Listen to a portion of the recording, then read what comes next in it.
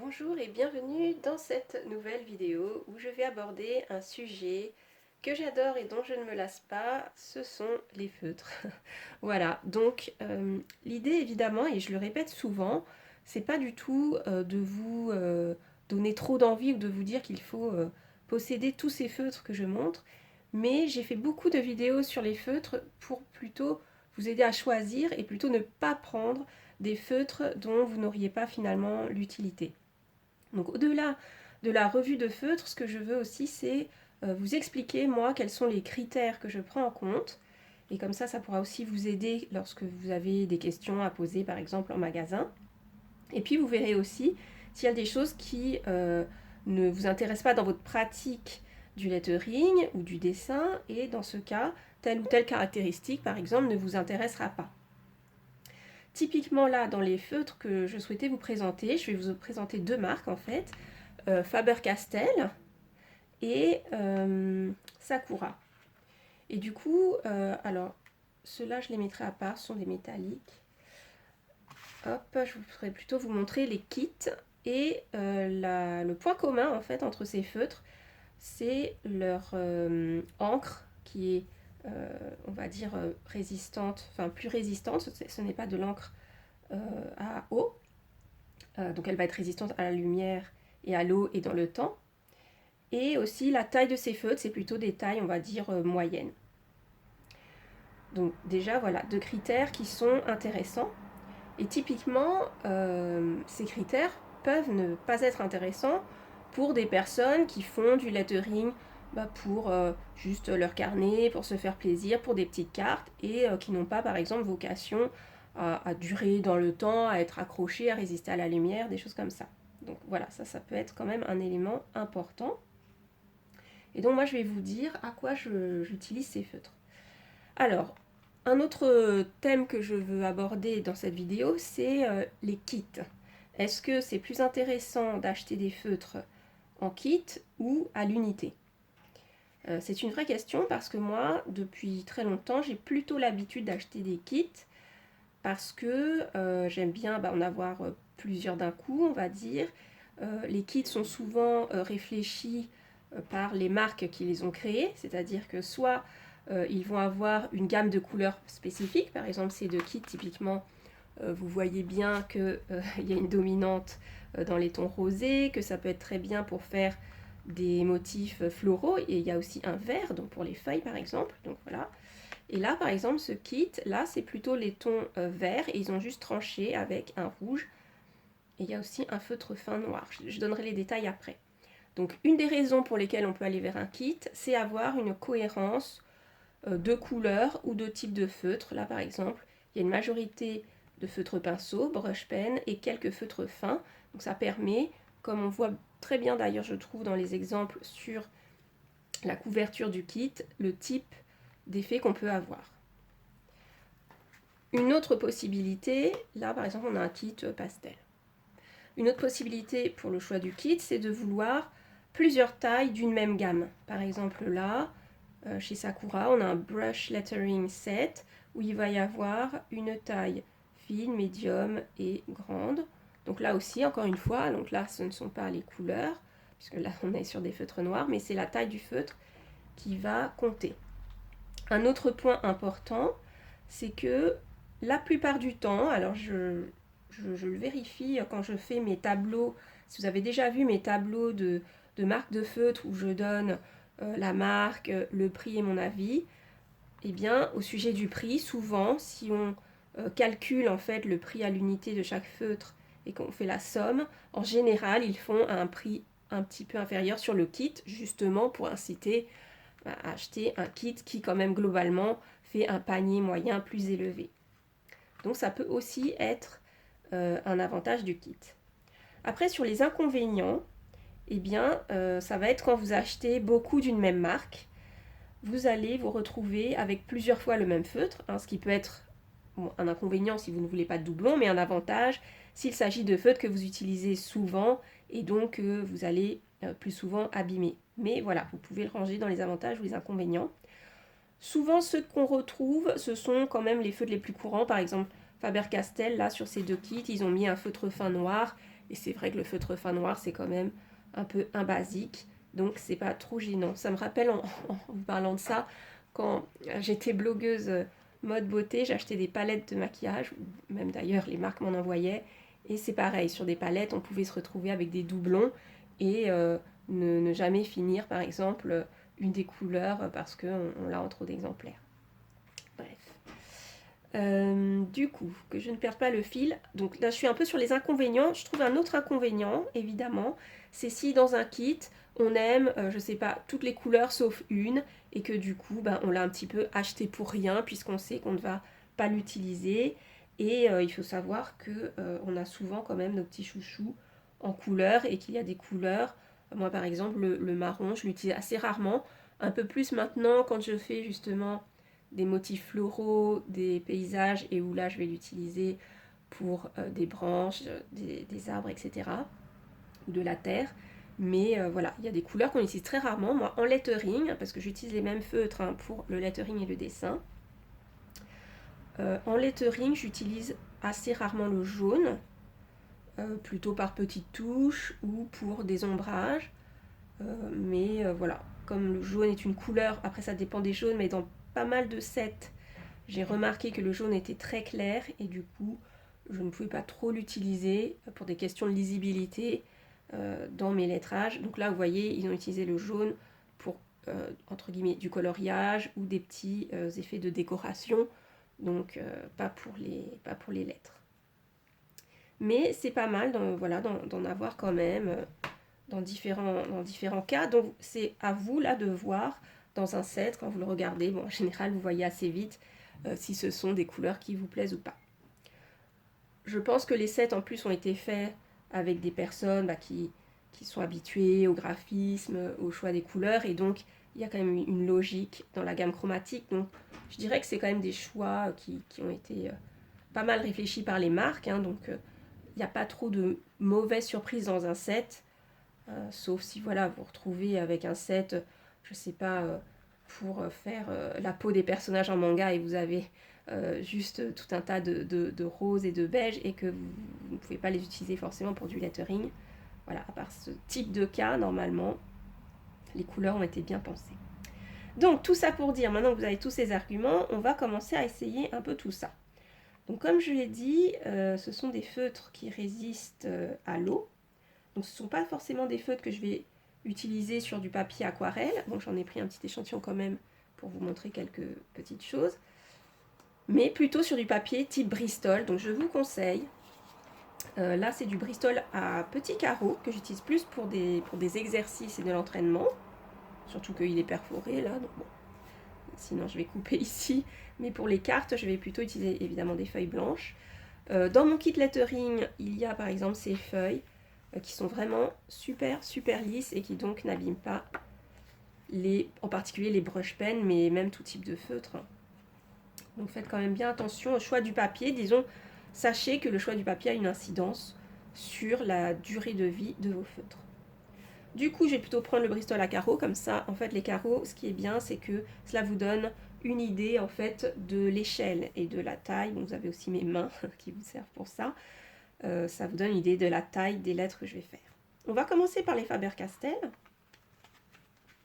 Donc là, je les ai gardés dans les kits, vu que je parle de kits, et comme ça, vous voyez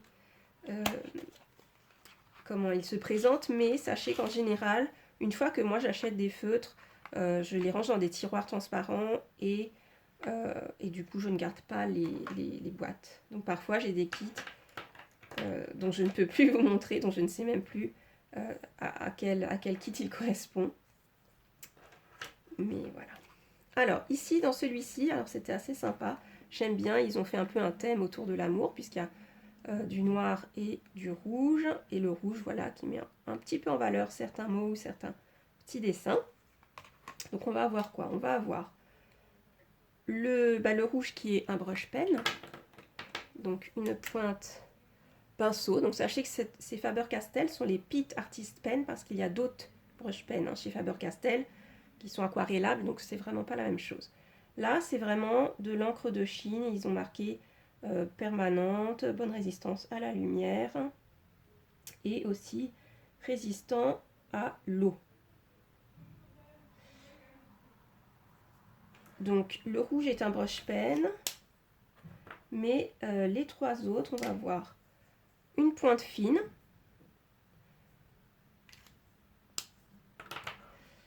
on va avoir une pointe moyenne et une pointe un peu plus grosse. Donc ils ont décidé dans ce kit par exemple de ne pas mettre de brush pen noir, ce qui moi m'étonne un tout petit peu. Enfin c'est vrai que je pense que moi j'en aurais mis un par exemple, mais bon.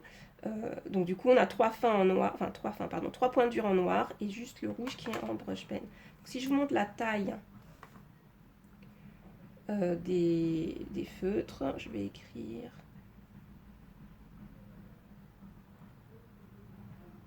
lettering par exemple au hasard. Donc vraiment moi l'avantage de ces feutres noirs, je les aime vraiment beaucoup, c'est qu'ils sont, c'est une encre de Chine, donc c'est une encre de très bonne qualité, vraiment un noir bien profond, parce que parfois il y a des noirs qui tendent un peu vers le gris, c'est pas super chouette.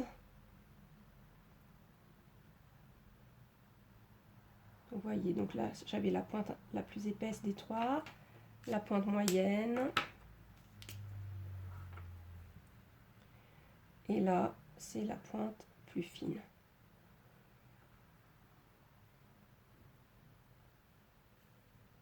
Et en fait, c'est vrai que moi, du coup, j'aurais aimé un brush pen qui permet des traits encore plus épais que celui-ci, par exemple, et pour faire des travaux de plus grande taille où on va vouloir épaissir des lettres. Donc, je conseille du coup plutôt pour des travaux de petite taille ou du dessin, des choses où vous avez beaucoup de choses à dessiner, par exemple des motifs. Si vous faites, je sais pas, par exemple, je ne sais pas, une lettre capitale. Hop. Je fais vraiment un peu au hasard, mais pour vous montrer, voilà, là j'ai pris ce feutre là plus gros et vous voulez faire des petits détails ou des motifs mais beaucoup plus fins à l'intérieur.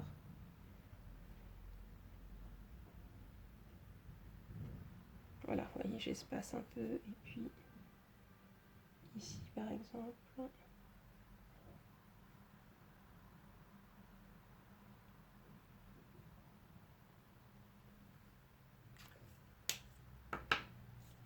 Bon, c'est juste pour vous montrer un petit peu ce qu'on pourrait faire avec ce kit. Mais c'est vrai que moi j'aime assez ce qu'ils ont fait à chaque fois sur la boîte.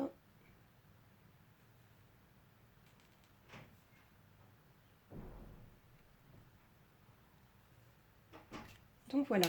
Une autre chose que moi je teste très souvent, surtout avec les feutres fins noirs, pas forcément avec le brush pen rouge, c'est là par exemple, puisque j'ai écrit, je vais attendre un peu que ça sèche, mais je trouve que c'est super intéressant sur le feutre noir de savoir s'il va baver ou pas, surtout si on fait de la superposition de couleurs.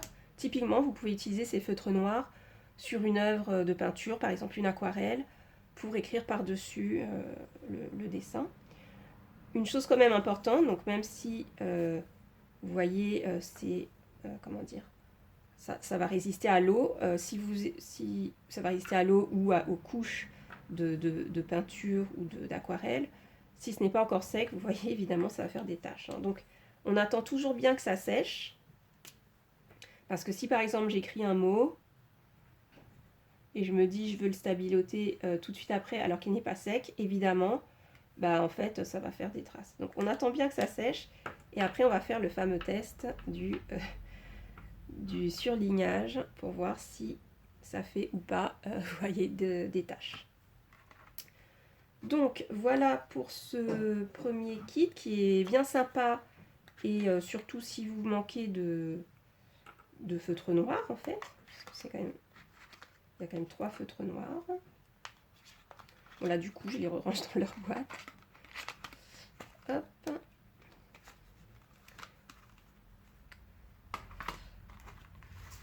Alors, ce kit là avec du vert et du rouge, et bien en fait le rouge c'est le même rouge que le kit précédent. Donc déjà vous voyez ça illustre ce que j'ai dit sur les doublons de couleurs. Alors ce qui est intéressant, moi j'aime bien voir un peu les choix que la marque a fait. Donc là typiquement il y a 4 brush pens, donc ces 4 là. Là on va avoir 2 feutres fins. Donc là pareil, le S, celui-ci, c'est le même feutre fin que dans le kit précédent. Donc on a déjà deux doublons, si on a ces 2 kits là. Alors ce qui est intéressant, c'est que par exemple le feutre fin vert, c'est exactement la même couleur que le feutre brush vert. Donc si je vous fais très rapidement un petit nuancier, donc là vous voyez c'est le même rouge. On va avoir un vert un peu moyen, je dirais pas un vert foncé, mais en tout cas c'est le plus foncé des 3. Un vert plus clair et puis un vert, oui, encore plus clair. Et là on va avoir le feutre fin qui est le même vert. Alors il est vraiment fin et puis du coup ce vert comme c'est le plus clair, on le voit un peu moins je dirais. Donc j'avoue que sur ce kit je suis moins séduite par les couleurs. Bon, déjà parce que je pense que voilà, le vert c'est pas une couleur que j'utilise si souvent. J'aime bien cette couleur mais sur mes lettrines en tout cas je vais pas naturellement vers du vert. Et je trouve ça aussi un peu drôle qu'ils aient choisi de prendre le vert le plus clair pour le feutre fin de couleur. C'est-à-dire que, bon, moi j'aurais pris plutôt le moyen ou le foncé. Parce que du coup, voilà, on peut faire des petites choses, des petits motifs par exemple, avec ce vert clair. Mais comme il est très clair finalement, je trouve que en réalité, on voit pas grand-chose. Donc voilà, ce kit-là me séduit un petit peu moins. Même si, voilà, je trouve que l'image de couverture est plutôt jolie, mais voilà, comme quoi il faut un petit peu regarder les kits qui existent et les tonalités. Je crois qu'il y a aussi un kit, même je crois, j'en suis sûre, qui ressemble un peu à celui-là, mais dans les tons bleus. Celui-ci, je sais qu'il existe, mais je ne l'ai pas. Mais voilà, je pense que il est assez joli. J'aime bien moi le bleu. Alors, je vais en profiter pour tester là les feutres là qui ont l'air d'avoir séché. Et je vais prendre, allez, le Stabilo, le classique jaune fluo. On va regarder si il bave ou pas.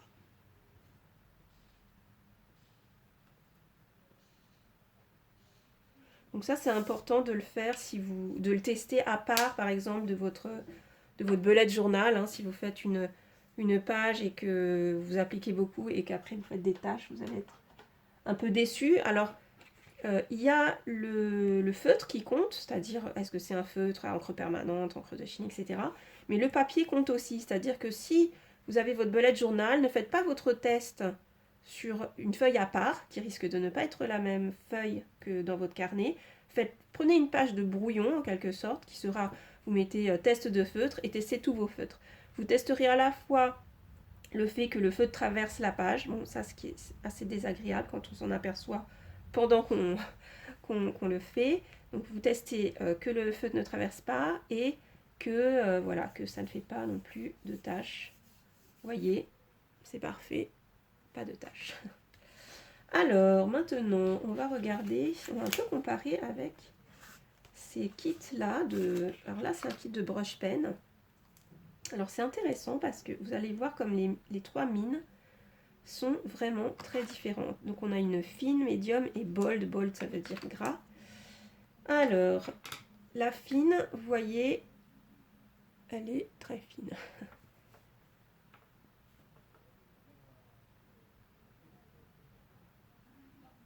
Donc on va avoir une... Et pourtant, elle est très souple. Donc vous voyez, j'ai vraiment un contraste entre les pleins et les déliés. J'écris les mêmes mots, un fine, medium, bold, je vais écrire. Alors, donc ça, je dirais que la taille ressemble au brush pen de la marque Faber-Castell en termes de taille, vous voyez. Ensuite, ah pardon, j'ai repris le même, je suis un peu étourdie. Médium, donc là voilà, vous voyez que c'est beaucoup plus épais.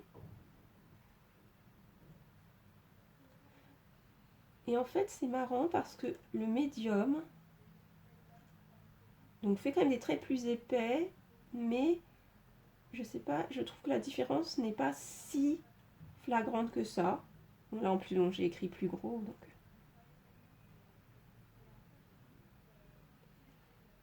Mais vraiment on est dans la catégorie des brush pens souples. Donc si vous êtes vraiment débutant, juste attention, sachez que c'est très souple et que le trait vers le haut peut trembler un petit peu. Et alors le bold, regardez cette mine qui est assez impressionnante. Et vous voyez, on peut vraiment...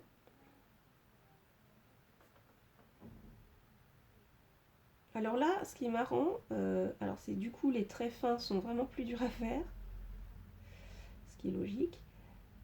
Ah zut, là vous voyez, j'ai pas laissé assez d'espace pour ma boucle. Donc quand on a vraiment des feutres qui écrivent très épais, vraiment espacez bien, hein, sinon... Donc, si je fais mes traits de base un petit peu, vous voyez, hop. Je teste un peu pour voir la finesse. Ouais, voilà. Alors cette mine là, elle est un peu particulière. Je sais pas trop comment l'expliquer. Faut vraiment l'écraser pour avoir la largeur du trait. Sinon, si on l'écrase pas assez, ça va finalement ressembler au trait du médium, je trouve. Donc voilà, un petit peu à maîtriser. Moi, je sais que quand je l'utilise, j'ai toujours peur de trop écraser, comme je vois que ça se plie beaucoup. Mais bon, il a l'air solide quand même. Bon, ils sont relativement neufs, ces feutres-là. Je les ai reçus il y a peut-être 1-2 mois. Donc voilà, on voit qu'ils sont plutôt neufs. Donc je vous dirai pour la durabilité, c'est vrai que c'est pas toujours évident de... quand on fait un essai avec des feutres qui sont neufs, forcément les pleins et les déliés sont très beaux parce que le feu n'a pas encore été abîmé par le temps. Alors en fait, ce qui est marrant, c'est qu'il y a deux...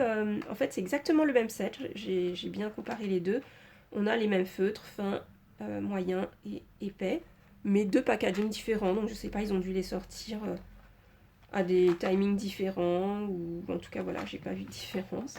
Je vous mettrai dans la description de la vidéo ou dans l'article du blog. Donc allez lire... l'article plutôt que juste la vidéo. Souvent je rajoute des choses dans l'article, je mets par exemple la liste donc du matériel, je mets les prix, je mets le site où je l'ai acheté, ou plusieurs sites où on peut l'acheter, etc., etc. Donc vraiment n'hésitez pas à aller plutôt sur le blog, donc Lettering Créatif. Je dis ça au cas où vous tombez sur cette vidéo sur YouTube. N'hésitez pas, parce que je ne fais pas un copier-coller du texte du blog sur la description de la vidéo sur YouTube. Voilà. Donc le dernier point, puisque cette vidéo est quand même relativement longue, le dernier point, c'est si vous utilisez du papier aquarelle. Je vais juste faire la démo que ce ne sont pas des feutres aquarellables, et du coup vous n'allez pas vraiment pouvoir les diluer. Donc dans ce que je vais vous montrer, donc ça c'est une feuille aquarelle, je prends un petit peu d'eau, je prends un petit pinceau tout simplement, et je vais vous montrer la différence avec des feutres aquarellables. Donc là par exemple j'ai un Carine Marker qui traînait sur mon bureau, donc je vais comparer avec pourquoi pas un rose, hein, puisque j'ai pris du rose. Alors,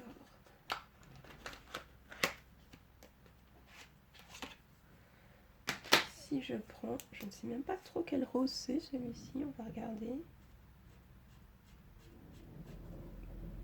Voilà.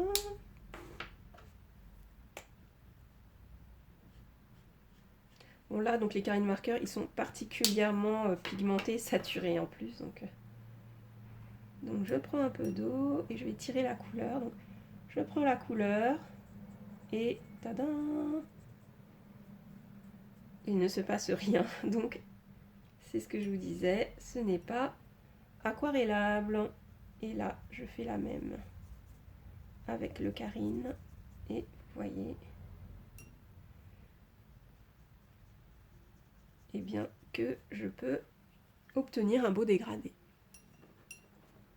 Donc, voilà, c'est plutôt intéressant de savoir ça. Au moment de votre choix, demandez bien, est-ce qu'il s'agit d'un feutre qui peut se diluer dans l'eau? Mais du coup, l'avantage, c'est si vous avez fait une aquarelle et que vous voulez mettre des dessins ou du feutre par-dessus, ou une citation, et bien dans ce cas, je vous conseille plutôt de prendre ça, parce qu'avec le Carine marqueur, on peut avoir des risques, surtout si tout n'est pas tout à fait sec sur votre dessin, que ça bave un peu. Après, si tout est vraiment très très sec, pas de souci. Voilà. Qu'est-ce que je voulais voir d'autre? Du coup, j'attendais que ça sèche pour refaire le test du stabilo. Je reprends le même. Alors, hop. Bon, là, on est vraiment sur du gros texte, donc c'est pas évident de... Là, je fais juste des traits pour vous montrer. Eh bien, ça marche aussi, ça ne bave pas du tout. On est content. Mais comme je disais, hein, plusieurs quand même conditions pour que ça ne bave pas. Avoir bien attendu que le feutre est séché. Et puis, vérifier aussi le papier parce que selon que le papier soit plus ou moins absorbant, enfin comment il réagit à l'humidité du feutre, ça peut mettre plus ou moins de temps à sécher, etc., etc. Et vous pouvez avoir des mauvaises surprises. Donc voilà. Dernier petit point que je voulais aborder, puisque ces feutres-là ne sont pas aquarellables, comment fait-on les dégrader comme je l'ai déjà montré dans une de mes vidéos, vous pouvez aller voir les historiques de vidéos, où j'utilise de l'eau pour faire les dégradés. Donc typiquement, puisque là je ne peux pas tirer la couleur, comment je fais?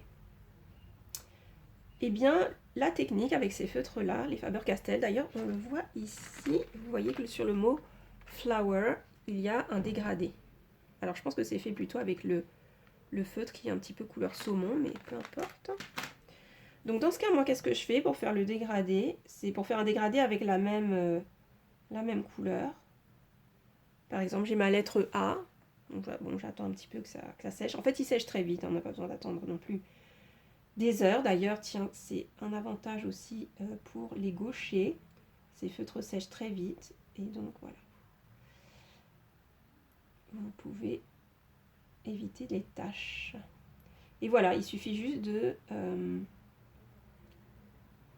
mettre un peu de couleur supplémentaire sur le haut du mot, par exemple. Et vous avez quand même un petit effet dégradé qui est pas trop mal. Alors qu'il n'est... Du coup, vous allez voir un peu plus de démarcation. Hein, donc, ce que vous pouvez faire, c'est essayer de faire des sortes de petits traits très fins pour que ça fasse quand même un effet dégradé. Et foncer un tout petit peu plus. Insister sur le haut de la lettre, par exemple. Et ça, typiquement, pour un titre, dans un carnet, un bullet journal, ça suffit amplement. On n'a pas besoin d'eau et d'effets aquarelle et d'effets compliqués. On utilise le même feutre. On fait ça et on est plutôt satisfait du résultat. Donc voilà, je pense que je vous ai tout dit sur ce que je voulais vous dire sur ces feutres. Je suis très curieuse d'avoir vos avis, que vous me disiez déjà si vous en avez déjà des Faber-Castell ou des Sakura, ce que vous en pensez. Si vous êtes intéressé par la propriété que ces feutres soient avec des encres permanentes ou pas, ou si au contraire vous préférez les effets aquarelles et dans ce cas prendre des effets à base d'eau, comme les Stabilo par exemple, ou les Carine ou les Icoline, voilà. Et voilà, donc dites-moi si ça vous tente de les acheter, si vous les avez déjà, si vous aimez les utiliser. Et je vous dis à bientôt pour une prochaine vidéo ou un prochain article de blog.